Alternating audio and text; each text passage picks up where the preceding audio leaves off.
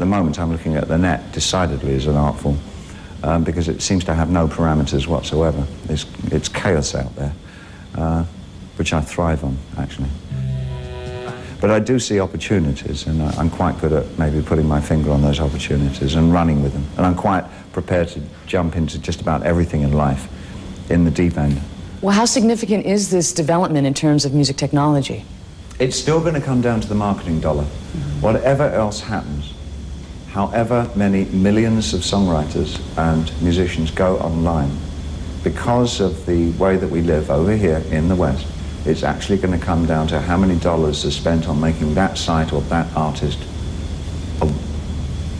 bringing up their awareness, bringing up their profile so that it really, it's all going to be about shouting. But it's very hard to actually foresee accurately what's going to happen with the internet. Because it's growing exponentially, you really have no idea how wide the parameters are going to get in any given time. When the telephone was first invented, I can't remember, I wouldn't know which president it was at the time, said, "I foresee the day when every town will have a telephone." And I kind of think that we're just about there. You know, our foresight is not very it's a bit short, I think. I think we really have no idea what we've started, which is wonderful. Well, how do you see the relationship between the artists, the record label, and the fans changing through cyber technology?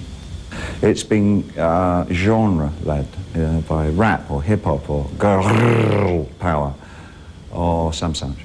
And in fact, the only artists that really have bubbled to the top are more popular music entertainment artists, such as Garth Brooks or Ricky Martin, whatever. But the idea of a Hendrix or a Beatles or a Stones or whatever, conspicuously missing this decade. And I think because of that, and also the phenomenon of the rave culture in Europe, it indicates that music is merely becoming a conveyance of information and is not the revolutionary cipher that it once was. The impression that I wished to give with this album was that there was a certain amount of autobiographical material in there. Maybe biographical is a more accurate word, because so much of it I drew upon peers and contemporaries and people that I grew up with, and other guys that I know who are of my age group, maybe who didn't have, maybe have not ended up in a situation where they feel quite so buoyant as I do. I'm incredibly fortunate, and I know that I am. I'm a very, very lucky man. I've got a wonderful life. That's the inside track from World Beat.